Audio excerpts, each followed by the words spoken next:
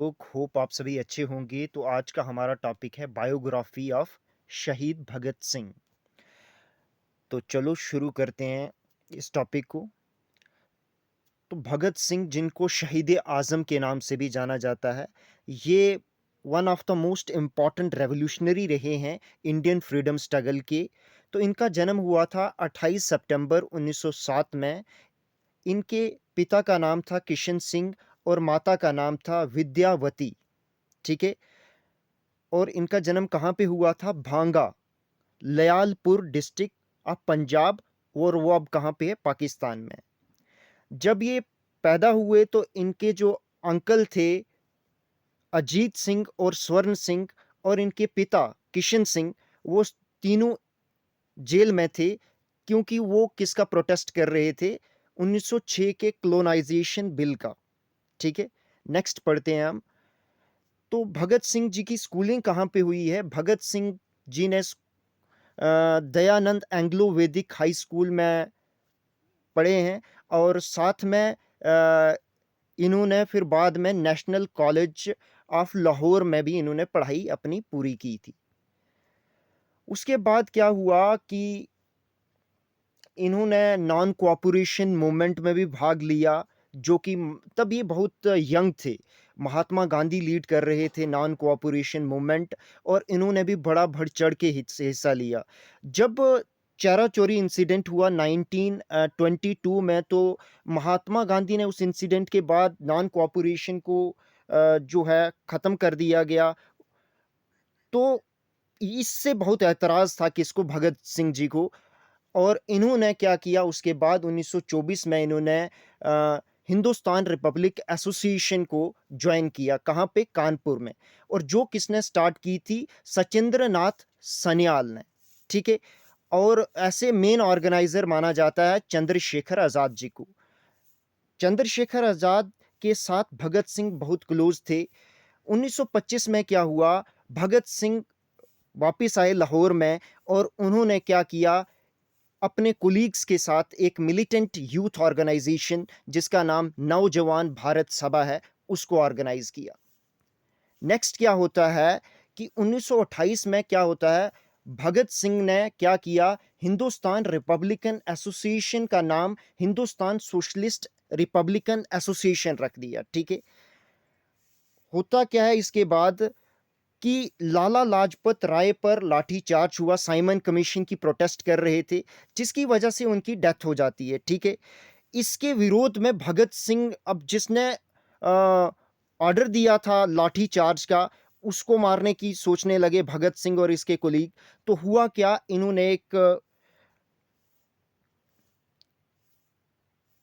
इन्होंने सोचा कि अब किस तरीके से इनको मारें, और इन्होंने क्या किया कि जेम्स ए स्कॉट, एक सुपरिंटेंडेंट ऑफ पुलिस थे, उनकी जगह पे इनकी गलती से किसको मार दिया गया? जेपी सुंदर को। ठीक है। और इसी को क्या कहते हैं? Lahore conspiracy case of 1929। आगे क्या होता है देखते हैं। और क्या होता है? भगत सिंह और भटकेश्वर दत्त एक क्या करते हैं? एक प्लानिंग करते हैं और बम गिराते हैं। कहाँ? सेंट्रल लेजिस्लेटिव असेंबली में। कब? 8 अप्रैल 1929 को। इस बम गिराने का मकसद क्या होता है? सिर्फ होता है कि लोगों की नज़रों में आना, और जो ब्रिटिशर को चेतावनी देना। इसका कोई भी मकसद किसी को हानि पहुंचाना नहीं होता है। सिर्फ ये होता है कि वो लोगों तक अपनी आइडियोलॉजी को ला सकें। ठीक है। होता क्या है? इसमें कोई भी लोग इंजर्ड नहीं होता, और इसके चलते भगत सिंह और बटुकेश्वर दत्त को अरेस्ट कर दिया जाता है।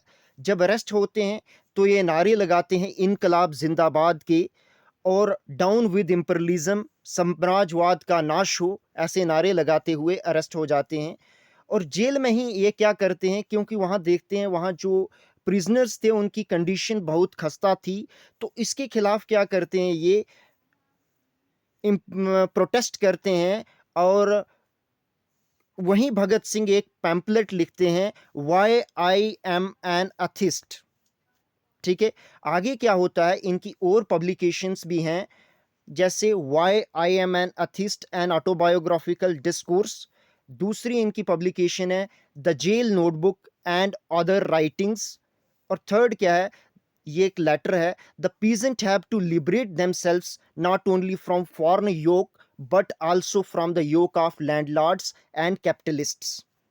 नेक्स्ट हम देखते हैं इनके कुछ फेमस स्लोगन्स हम देखते हैं भगत सिंह के, जैसे इनकलाब जिंदाबाद, इसको इंग्लिश में बोलते हैं लॉन्ग लीव द रेवोल्यूशन।